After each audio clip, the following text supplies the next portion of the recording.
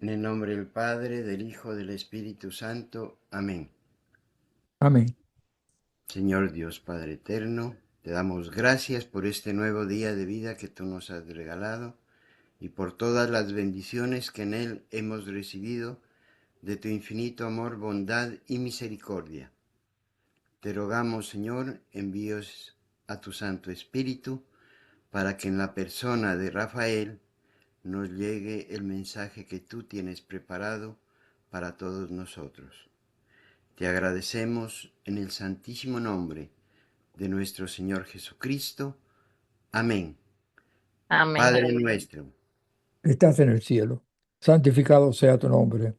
Venga a nosotros tu reino, hágase tu voluntad en la tierra como en el cielo. Danos hoy nuestro pan de cada día.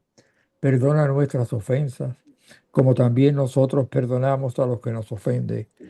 No nos dejes caer en la tentación y líbranos del mal. Amén. Dios te salve María, llena eres de gracia, el Señor es contigo. Bendita tú eres entre todas las mujeres y bendito es el fruto de tu vientre, Jesús. Santa María, Madre de Dios, ruega por nosotros pecadores, ahora y en la hora de nuestra muerte. Amén. Gloria al Padre y al Hijo y al Espíritu Santo, como era en el principio, ahora y siempre, por los siglos de los siglos. Amén.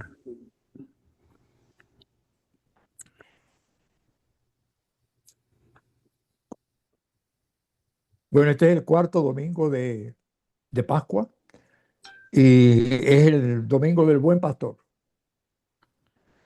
El Evangelio es de Juan, capítulo 10, del 1 al 10. Juan 10, del 1 al 10.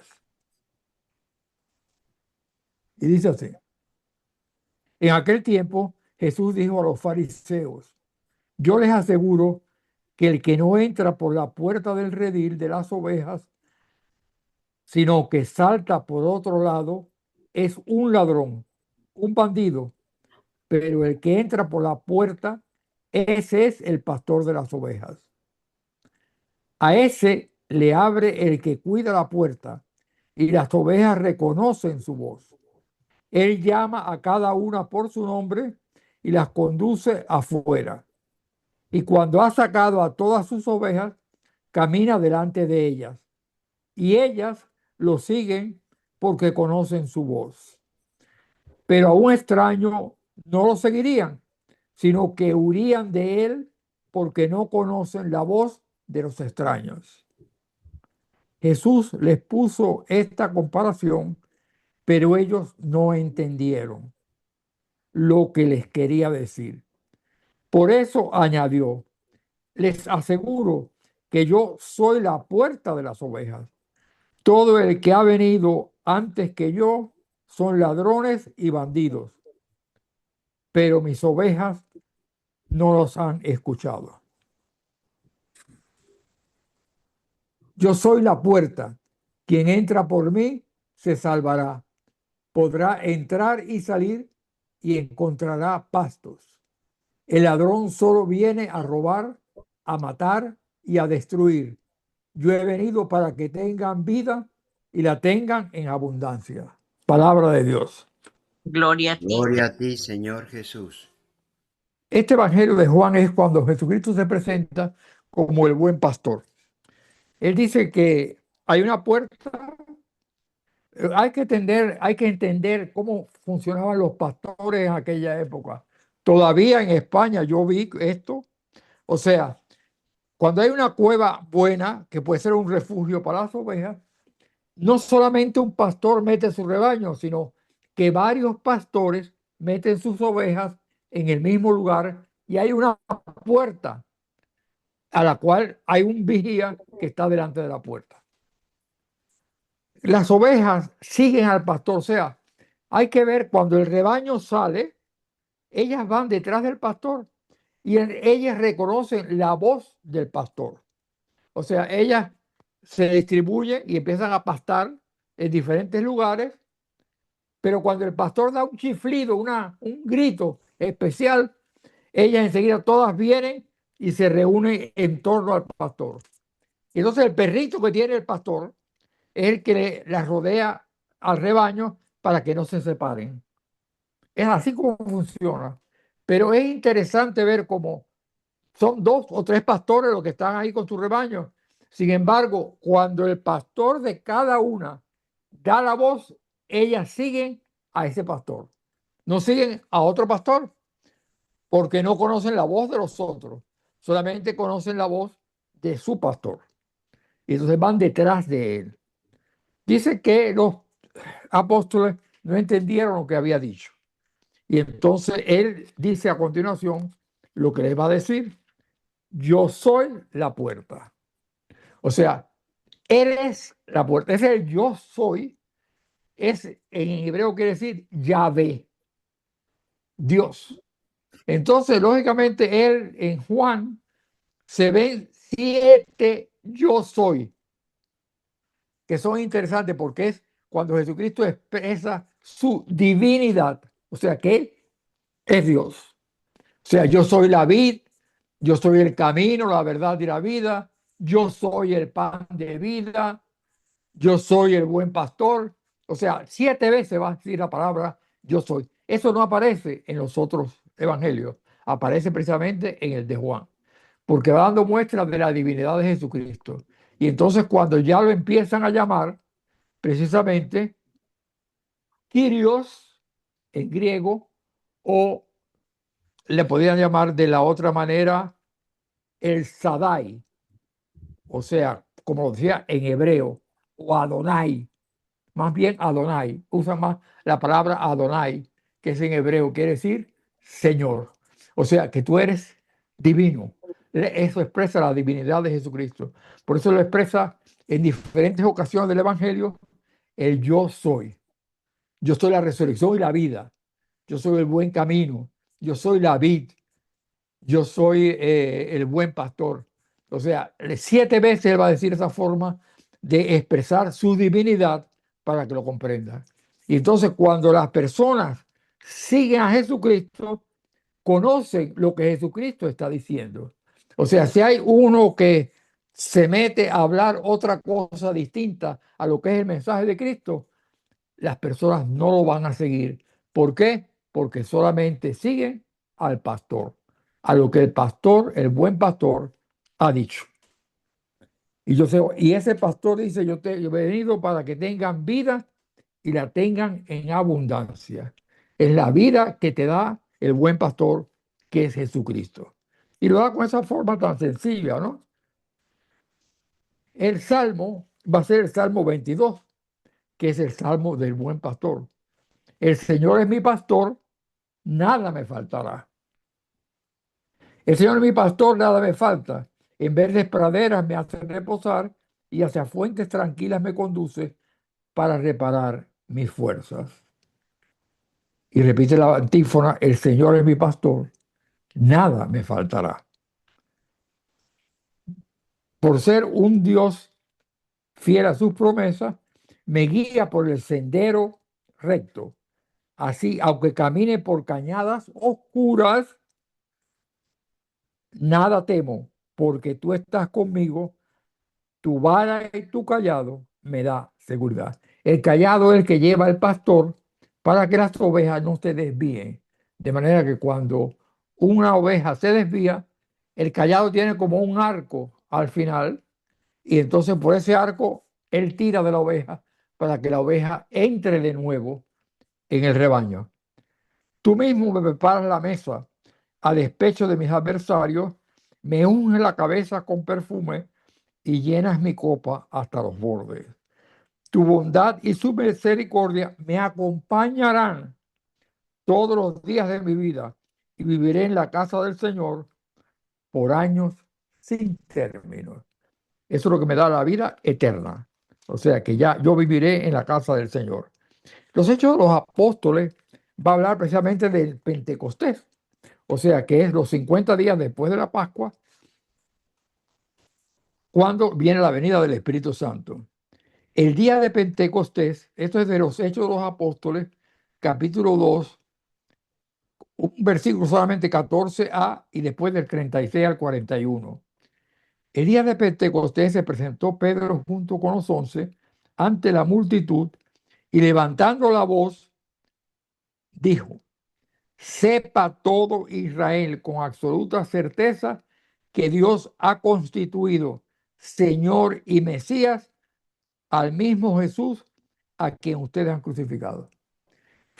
Observa el valor de Pedro, que cuando Jesucristo estaba en el palacio de Caifás, que lo estaban juzgando, y aquella criada le pide: pero tú eres del grupo de que andaba con Jesús. Y entonces dice: no, no, no, no, yo no. O sea, negó al Señor 3 veces. Sin embargo, ¿con qué valor habla aquí? Pues dice: ustedes lo crucificaron. Estas palabras les llegaron al corazón y preguntaron a Pedro y a los demás apóstoles: ¿qué tenemos que hacer, hermanos? Pedro le contestó: arrepiéntanse y bautícense en el nombre de Jesucristo para el perdón de sus pecados y recibirán el Espíritu Santo, porque las promesas de Dios valen para ustedes y para sus hijos y también para todos los paganos que el Señor Dios nuestro quiera llamar, aunque estén lejos. Con estas y otras muchas palabras los invitaba y exhortaba, diciéndoles: pónganse a salvo de este mundo corrompido. Los que aceptaron sus palabras se bautizaron, y aquel día se les agregaron unas 3.000 personas. O sea, aquí es cuando ya él les dice precisamente: el bautismo es la entrada al llamamiento de Jesús. O sea que precisamente ese es el primer sacramento, bautizarse, para poder ser templo del Espíritu Santo. Entonces, ustedes van a encontrar en los Hechos de los Apóstoles al principio que bautizaban en el nombre de Jesucristo, y después venía el Espíritu Santo. Otras veces el Espíritu Santo venía antes y después los bautizaban. Entonces, Mateo es el que ya pone la norma. Al final de Mateo ya dice: vayan por el mundo, prediquen el Evangelio y bauticen en el nombre del Padre, del Hijo y del Espíritu Santo. Ya, esa es la fórmula que quedó definitivamente constituida para toda la comunidad de ahí en adelante. Él escribe su Evangelio en el año 85 aproximadamente. Jesucristo fue crucificado en el año 33. En el 85 es que escribe Mateo este tipo de evangelio, cuando dice precisamente eso, que bautícenlo en el nombre del Padre, del Hijo y del Espíritu Santo. Amén. Una de las cosas importantes aquí es la figura de Pablo. Me gusta hablar de Pablo, porque Pablo fue una persona que fue precisamente un perseguidor de la iglesia. Tremendamente. O sea, vamos a ver nosotros en las misas anteriores, hemos leído cómo Pablo perseguía a los cristianos, se metía en sus propias casas y los llevaba presos. O sea, era un perseguidor total de los cristianos. Él precisamente estaba cuando a Esteban lo apedrean para matarlo. Él estaba sujetando los mantos de aquellos que estaban. Y dice los Hechos Apóstoles, él aprobaba la muerte de Esteban. Acuérdense que Pablo era fariseo, era de la tribu, de la casta de los fariseos, hijo de fariseo, y había estudiado con la escuela de Gamaliel, o sea que sabía muy bien lo que estaba pasando. Y sin embargo, él era el que entraba en las casas y precisamente se llevaba preso a los cristianos. Y cuando él va a Damasco, y todo esto está en los Hechos de los Apóstoles, cuando él va a Damasco para prender a más cristianos, pues esto está en la época de donde está Jerusalén, pero entonces él va a Damasco, y entonces cuando en el camino a Damasco, Jesucristo se le aparece. Y entonces le dice: ¿por qué me persigues, Saulo? Saulo era el nombre de él en hebreo. Pablo era el nombre romano. ¿Por qué me persigues, Saulo? Y entonces Pablo dice: ¿pero quién eres tú? Porque, o sea, él piensa: yo voy persiguiendo a otra gente. Yo no sé quién eres tú, pero yo no estoy persiguiendo a ti. Pero es que Jesucristo él se hace ver como es la persona de los cristianos a los que Pablo estaba persiguiendo. Y esto es interesante porque Pablo es una figura importante dentro de la iglesia y precisamente las cartas de Pablo son los primeros documentos de la Biblia, del Nuevo Testamento. O sea, no se escribieron los evangelios primero, sino son precisamente las cartas de Pablo las que primero se escribieron. La primera carta que escribe Pablo es a los tesalonicenses. La primera carta a los tesalonicenses probablemente fue en el año 51. Jesucristo fue crucificado en el 33. Y entonces Tesalónica era la capital de Macedonia, en Grecia ya, eran griegos. Y entonces ahí cuando él hace la primera carta, se la escribe a los tesalonicenses. Y la última carta que hace él es la de la segunda carta a Timoteo. Esa es la ya cuando él se despide ya antes de sufrir el martirio.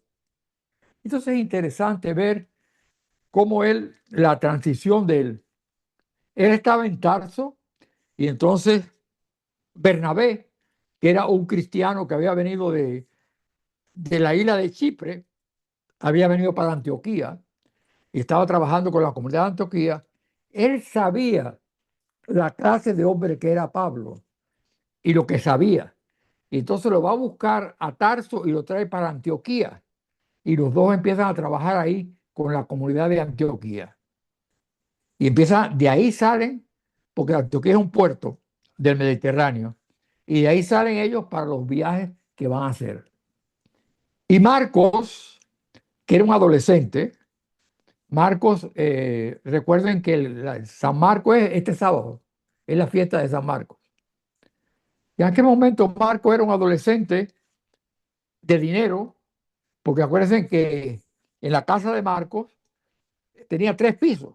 En aquella época tener una casa con 3 pisos, pues no era común. Sin embargo, ahí fue donde Pablo predicaba, porque esa era la iglesia, porque era la reunión de la asamblea. Iglesia quiere decir asamblea de Dios. Y entonces predicó tan largo que Eutico, que estaba al borde de la ventana sentado, se quedó dormido y se cayó y murió. Entonces ellos bajaron rápidamente a ver a Eutico. Y entonces Pablo, en oración por la intercesión de Pablo, Eutico revivió. Acuérdense que el milagro, todos los milagros los hace Dios. El santo intercede, pero el milagro lo hace Dios. O sea que, cuando Marcos era primo de Bernabé, entonces cuando va a hacer el primer viaje, Bernabé le pide a Pablo que a Marcos los acompañe también. Pero Marcos era un adolescente. Y entonces cuando vio todas las necesidades que pasaban los predicadores, se volvió a Jerusalén porque se arrepintió de los trabajos que estaba pasando. Recuérdense que era un joven, a lo mejor de 18, 19 años, y entonces volvió para su casa. Cuando viene el segundo viaje, Bernabé quiere llevar a Marcos. Y entonces Pablo le va a decir, esto es interesante.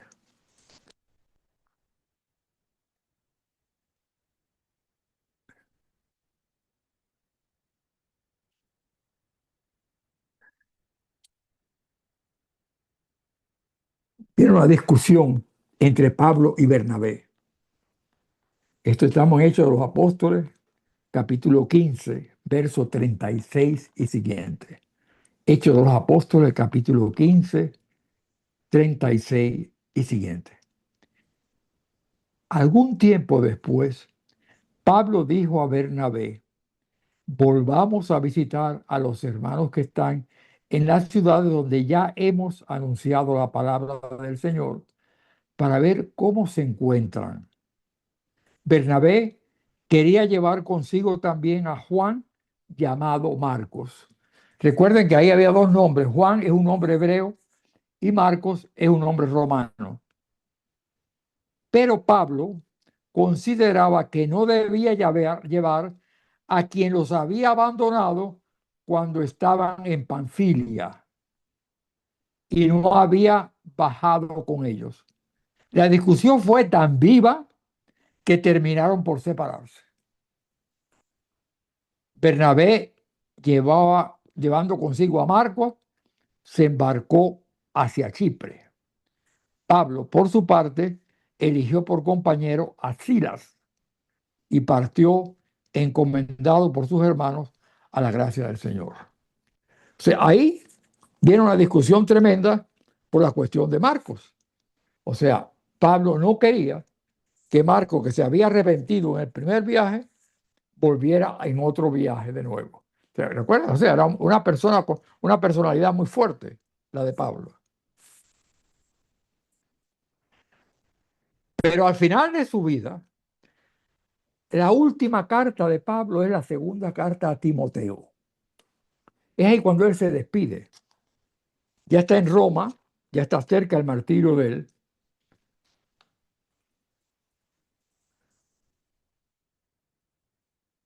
Vamos a buscar aquí. La segunda carta a Timoteo. Esa es la última carta que él escribe.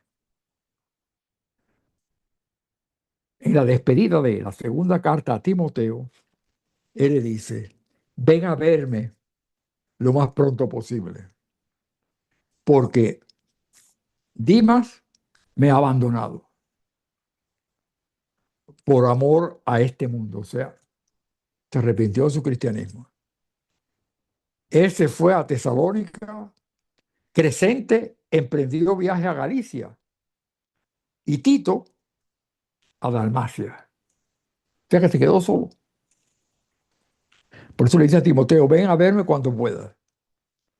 Solamente Lucas se ha quedado conmigo. Lucas es el evangelista. Trae consigo a Marcos. Fíjate, por eso nunca digas de esta agua no voy a beber. Ahora le pide a Timoteo que traiga a Marcos. Dice, porque me prestará buenos servicios.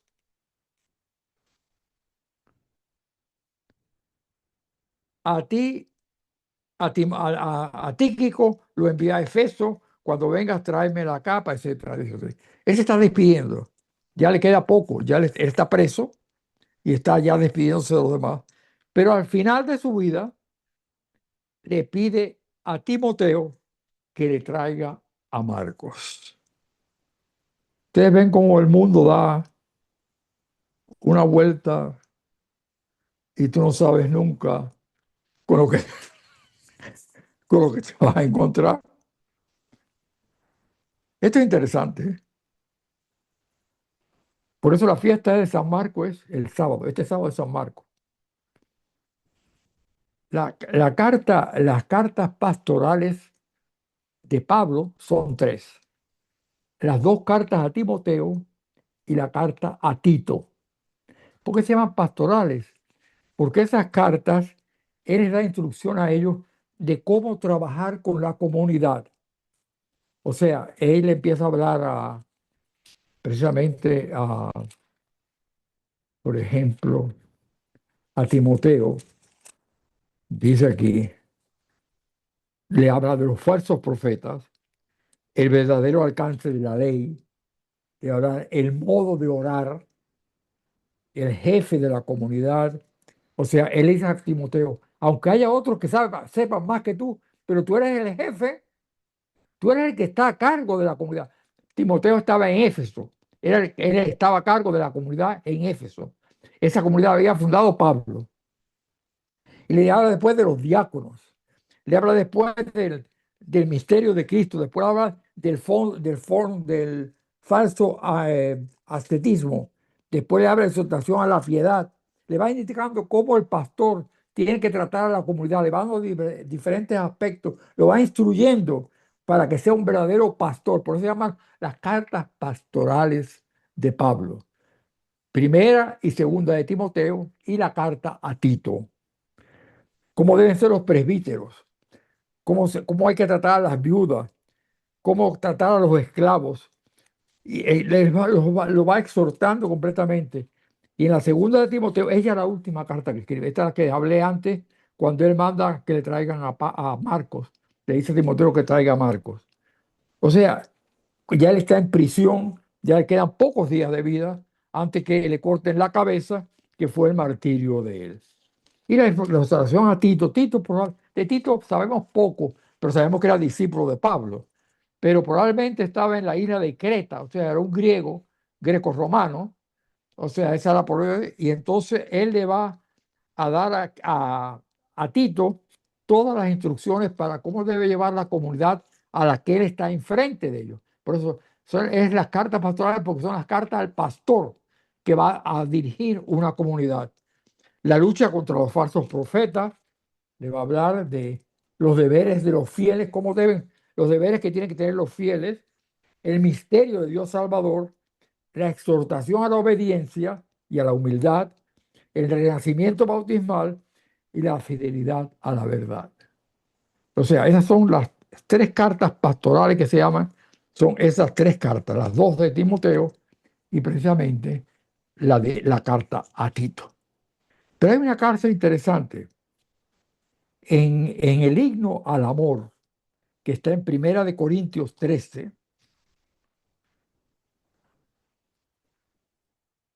Primera carta a los Corintios 13.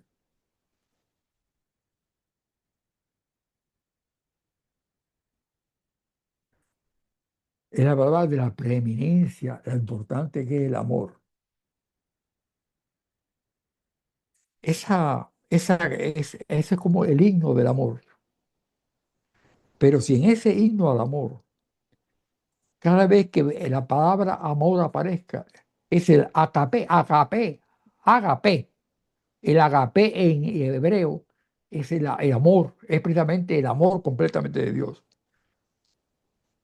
Si yo en ese himno, donde aparezca la palabra amor, pongo Jesús, verán qué significa eso. Le voy a leer primero cómo viene el himno. Primera de Corintios 13, verso 1.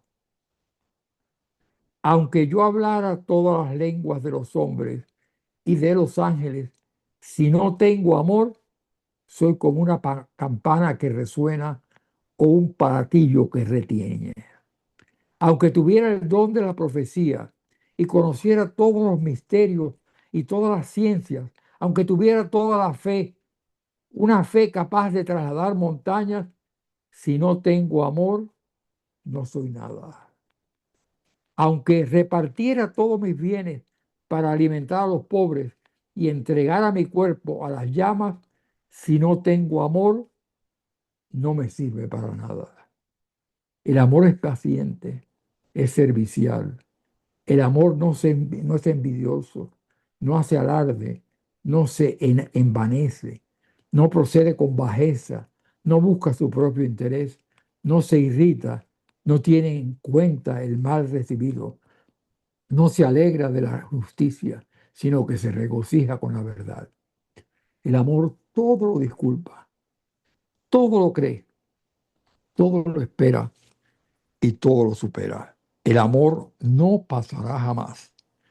Las profecías se acabarán, el don de lenguas terminará, la ciencia desaparecerá, porque nuestra ciencia es imperfecta y nuestras profecías limitadas. Ahora voy a leerlo en lugar de amor, voy a poner la palabra Jesús. Aunque yo hablara todas las lenguas de los hombres y de los ángeles, si no tengo a Jesús, soy como una campana que resuena o un platillo que retiñe. Aunque tuviera el don de la profecía y conociera todos los misterios y toda la ciencia, aunque tuviera toda la fe, una fe capaz de trasladar montañas, si no tengo a Jesús, no soy nada. Aunque repartiera todos mis bienes para alimentar a los pobres y entregar a mi cuerpo las llamas, si no tengo a Jesús, no me sirve para nada. Jesús es paciente. es servicial. Jesús no es envidioso, no hace alarde, no se envanece, no procede con bajeza, no busca su propio interés, no se irrita, no tiene en cuenta el mal recibido, no se alegra de la injusticia, sino que se regocija con la verdad. Jesús todo lo disculpa, todo lo cree, todo lo espera, todo lo soporta. Jesús no pasará jamás. Las profecías acabarán, el don de lengua terminará, la ciencia desaparecerá, porque nuestra ciencia es imperfecta y nuestras profecías limitadas. Es interesante. Eso se lo oí yo a un predicador hace poco y me llamó tanto la atención porque nunca había puesto la palabra de Jesús en lugar, porque Jesús es amor. Y donde está el amor, ahí está Jesús. O sea, eso es parte del buen pastor, que precisamente es justamente el domingo que va a ser el domingo del buen pastor. Por eso, téngalo en cuenta cuando estén en la misa, cómo es el buen pastor que se nos presenta a nosotros. Entonces, si quieren hacer alguna pregunta, algún comentario, pues adelante.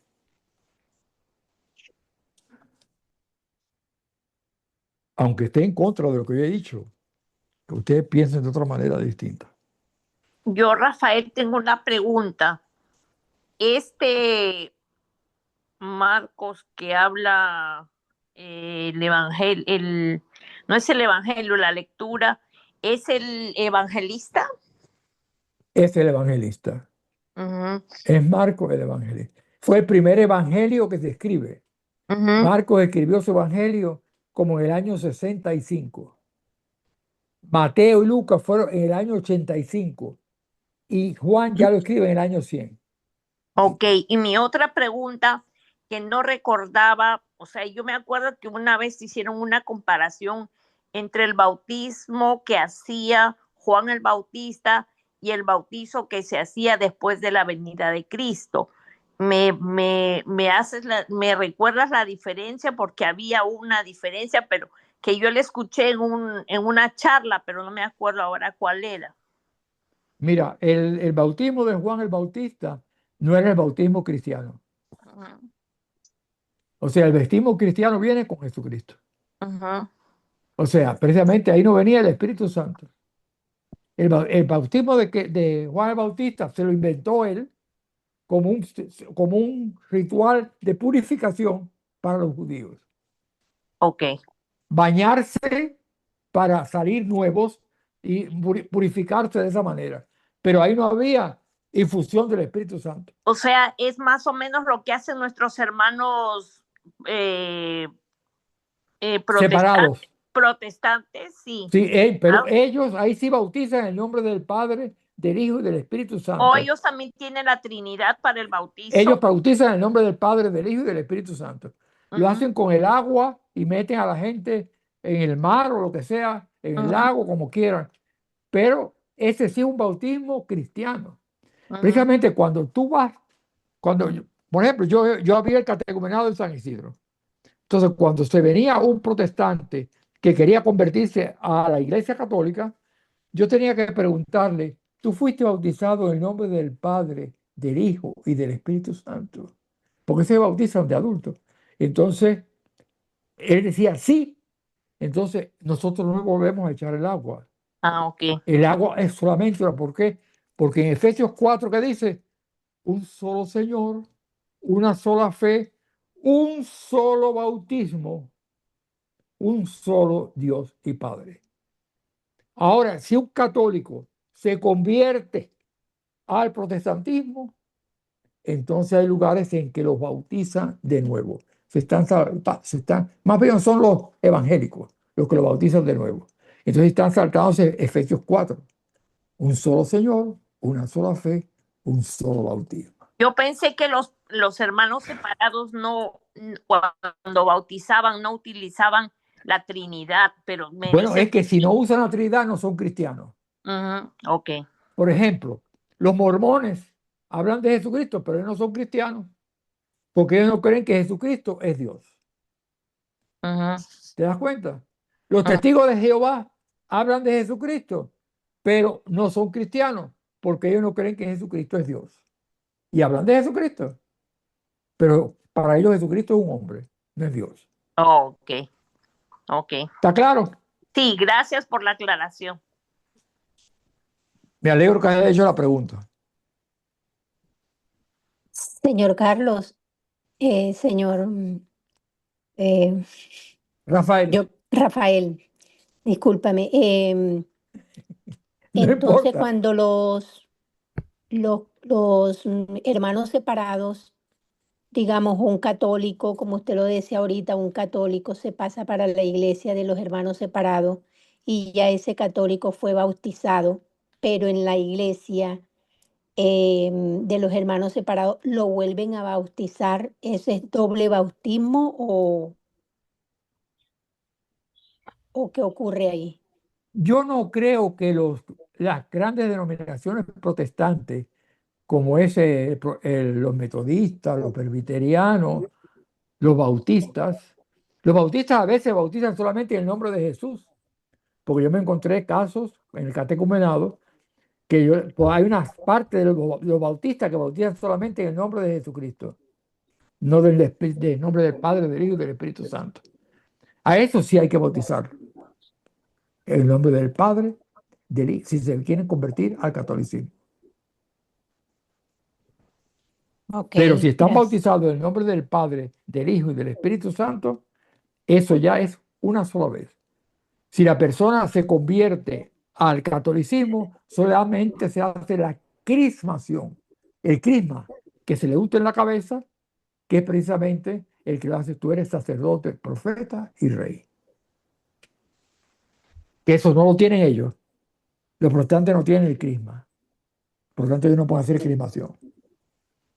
El crisma es aceite con perfume que lo consagra el obispo una vez al año en la Semana Santa y lo distribuye a las diferentes parroquias. ¿Y eso también lo hacen en el bautizo o ¿Cómo? eso también lo hacen en el bautizo o es la confirmación? En el bautismo se hace una crismación también. Ah, no. Se echa el agua y después a los niños chiquiticos se le pone aquí en la cabeza, se le hace, tú eres sacerdote, profeta y rey. Ah, no, ya he puesto atención. Preguntaba, ¿sabes por qué? Porque vamos a tener la oportunidad de bautizar a mi nieta porque ya soy abuela. ¿Qué edad tiene tu nieta? 4 meses. La van a bautizar, ya verás Sí. que le hacen la crismación en la cabecita, le hacen la crismación con el crisma, el agua y después hacen la crismación. Ok, qué bueno saber, qué bueno Ya saber. como no, vas a verlo. Ya.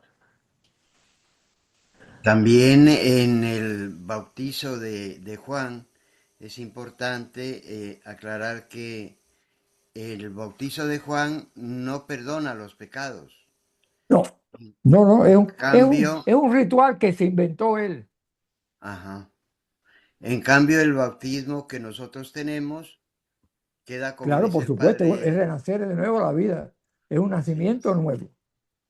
O sea, es un niño nuevo, es una nueva vida que se comienza. Rafael, el Lo bautizo, que él le dijo a Nicodemo, tú vas a nacer de nuevo. Y Nicodemo le dice, es que yo después de viejo me voy a meter de nuevo en el vientre de mi madre para nacer. Y dice, ay, Nicodemo, por Dios. Mm. el Tú vas bautizo, a nacer del agua de nuevo, vas a nacer del agua. Porque en el vientre de tu madre, tú tenías una vida acuática. Esa bolsa del útero estaba llena de líquido. Tú no respirabas aire. Era el cordón umbilical que cambiaba la sangre en oxígeno. O sea, cuando tú naces, es cuando comienzas a respirar aire de nuevo. Por eso el niño llora cuando nace, cuando da la primer bocanada de aire. ¿Por qué? Porque los pulmones estaban sin usarse, estaban como unos globitos desinflados Y cuando entra el primer aire, los pulmones se inflan y entonces eso duele. Y por eso el niño llora. Rafael, el bautizo de Juan Bautista, ¿no era un bautizo de arrepentimiento? Que él decía arrepiéntanse. ¿Cómo? ¿Cómo? ¿No era un llamamiento para arrepentirse de las cosas que uno había hecho? Era, era un ritual de purificación, nada más, Ujú. que se lo inventó Juan el Bautista. Y ahora, otra cosa. Marcos, una pregunta más. Marcos tenía 18 años, ¿no? Pero Juan, el apóstol Juan, ¿no era el más joven de los apóstoles del Señor? ¿Cómo? Juan, Marcos era joven, ¿no? Cuando fue apóstol. Pero Juan el apóstol, ¿no era el más joven de los 12? Pero estás hablando de Marta, la hermana de Lázaro. No, de Juan el apóstol y Marcos. ¿Quién era más? No, no Porque entiendo. Son de diferente época.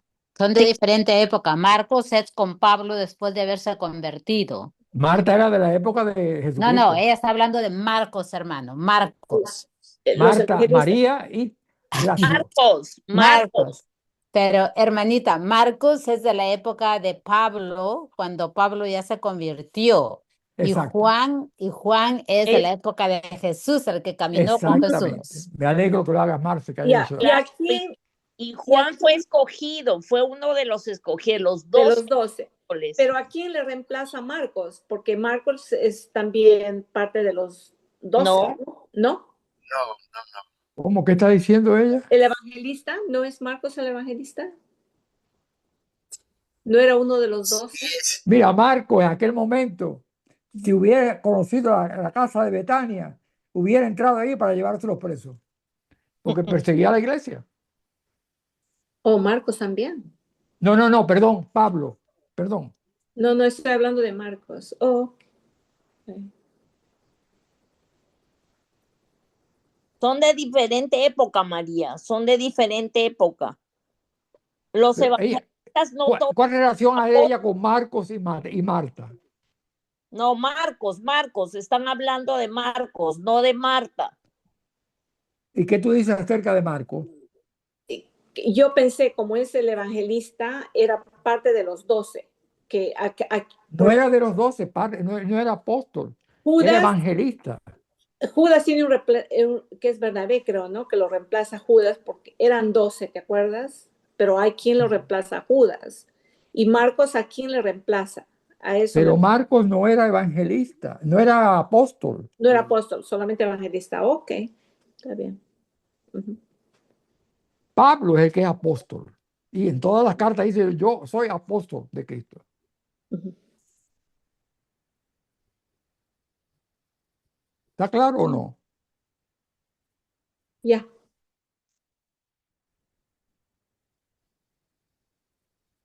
Sí, por favor, Rafael, acláranos esta parte. Pedro, toda la vida de Pedro y todo lo que hizo ¿Cómo? Pedro, todo lo que hizo Pedro, el apóstol Pedro, fue escrito por el evangelista Marcos, y todo lo que Marcos hizo, se quedó con Pedro. Y él ya, precisamente, la mayor parte del evangelio de Marcos son las predicaciones de Pedro. de Pedro, exactamente, y las Lucas predicaciones estaba con Pablo. de Pablo, ¿Te das cuenta? exactamente. Rafael, yo escuché, no sé si estoy bien porque ya últimamente tengo problemas de memoria, que Yo también lo tengo. que el Señor convirtió a Pablo porque los apóstoles predicaban a los judíos y Pablo fue para los paganos. Exactamente. Inmediatamente empezó a fundar comunidades en Grecia, bueno, en Roma no fundó, pero fundó en Turquía, ahí fundó, o sea, él fundó la comunidad de los Efesios, la comunidad de los Corintios, la comunidad de los Gálatas, la comunidad de los Tesalonicenses, todas esas comunidades eran eran en territorio pagano. Que había diáspora, había grupitos de judíos, porque los judíos siempre fueron esparcidos en el Imperio Romano. Y había siempre grupitos de judíos en esa comunidad, y ahí se juntaba él primero, y de ahí llegaba a los gentiles eran los paganos. Porque Pablo, según yo he leído, era muy instruido como buen Extremadamente, era el que sabía más de todos los apóstoles, porque había estudiado en la escuela de Gamaliel, que era fariseo, tenía su escuela en Jerusalén y era sobre el Antiguo Testamento, por supuesto, los judíos que estudiaban el Antiguo Testamento, pero él fue alumno distinguido de Gamaliel. Él sabía el Antiguo Testamento mejor que cualquiera de los apóstoles, porque los apóstoles eran gente ordinaria, gente simple, sencilla, no tenían cultura.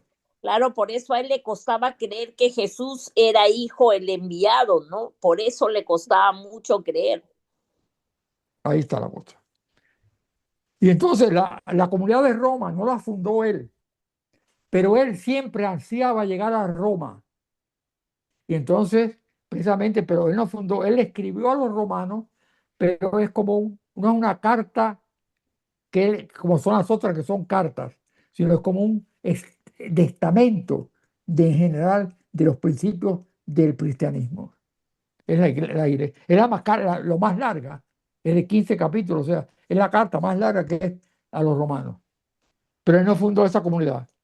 Esa comunidad, según los escrituristas, probablemente fueron por judíos que estaban en Jerusalén, que eran romanos, que habían ido a Jerusalén por la fiesta de Pentecostés y se habían convertido por Pentecostés en cristianos. Y al regresar a Roma, fundaron la comunidad con los romanos. Pero esa no la fundó Pablo. ¿Está claro? Sí, gracias. Yo tengo una duda. Cuando usted habló ahorita del que se retiró y no quiso seguir, ¿quién fue? Marcos. No. Mira, cuando Marcos se retira del viaje que iba Pablo, Bernabé, Marcos era primo de Bernabé.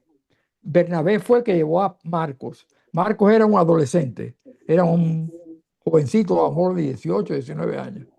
Y entonces, cuando él se encontró con los trabajos dentro de lo que era la misión en Turquía, él dijo, yo me voy para atrás, para mi casa. O sea, él entró, extrañaba a su mamá y se fue para Jerusalén. Volvió a Jerusalén. Por eso es que cuando el segundo viaje, Bernabé quiere llevar a Marcos, Pablo le dice, el que se ha ido el que se ha echado atrás una vez, no merece llevarlo de nuevo. O sea, era muy, muy estricto Pablo, era muy estricto en ese aspecto. Y después Pero, lo sin mandó a embargo, buscar. cuando está en la última carta a Timoteo, segunda carta a Timoteo, que es la última carta que él escribe, esa es la última carta que él escribe, antes de que le corten la cabeza, le dice a Timoteo, tráeme a Marcos, porque me hace un gran servicio. ¿Te das cuenta?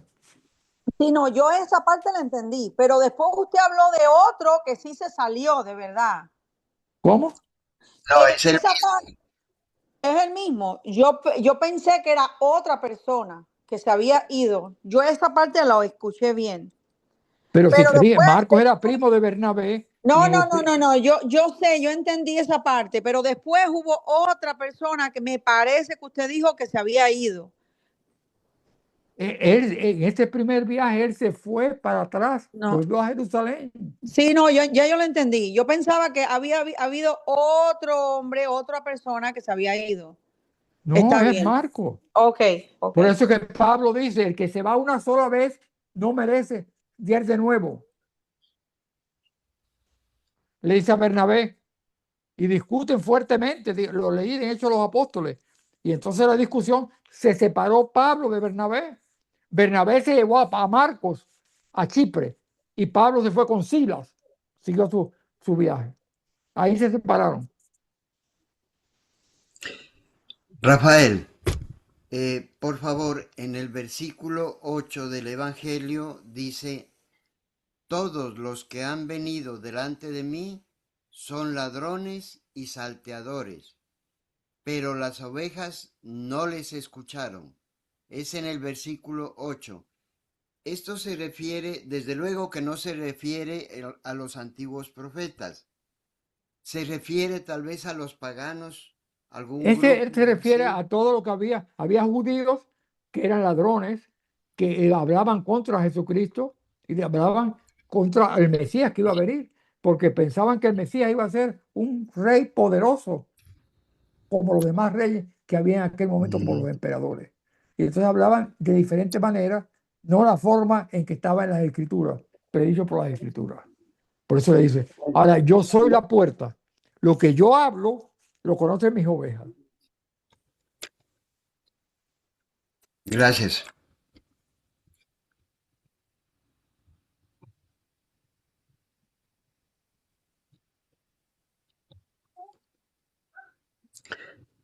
Les agradecemos a todos los hermanos por habernos acompañado y los invitamos para que nos acompañes en las fechas que anteriormente ya les habíamos comunicado en el chat de clases de Biblia.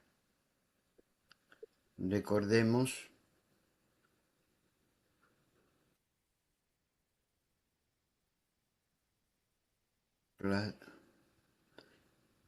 esta es la última clase del mes de abril y de aquí nos estaríamos reuniendo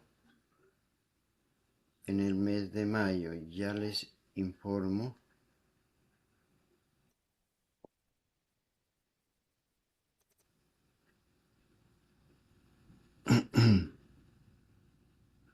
En el mes de mayo tenemos mayo 14 y mayo 28. Serán las próximas clases. Gracias, Padre Santo, por este tiempo que nos has regalado de escuchar tu santísima palabra. Te agradecemos por la profundidad que tú le has dado a esta clase, Señor, y has enviado a tu Santo Espíritu para que aprovechemos la sabiduría de Rafael, para que él pueda responder todas nuestras dudas e inquietudes. Te agradecemos en el nombre de nuestro Señor Jesucristo, quien es Dios y vive y reina junto a ti, en unidad con el Espíritu Santo, por los siglos de los siglos. Amén. Amén. Padre nuestro, Que estás en el cielo, santificado sea tu nombre. Venga a nosotros tu reino. Hágase tu voluntad en la tierra como en el cielo. Danos hoy nuestro pan de cada día. Perdona nuestras ofensas, como también nosotros perdonamos a los que nos ofenden. No nos dejes caer en la tentación y líbranos del mal. Amén. Dios te salve María, llena eres de gracia, el Señor es contigo. Bendita tú eres entre todas las mujeres, y bendito es el fruto de tu vientre, Jesús. Santa María, Madre de Dios, ruega por nosotros pecadores, ahora y en la hora de nuestra muerte. Amén. Gloria al Padre, y al Hijo, y al Espíritu Santo, como era en el principio, ahora y siempre, por los siglos de los siglos. Amén. Amén. amén.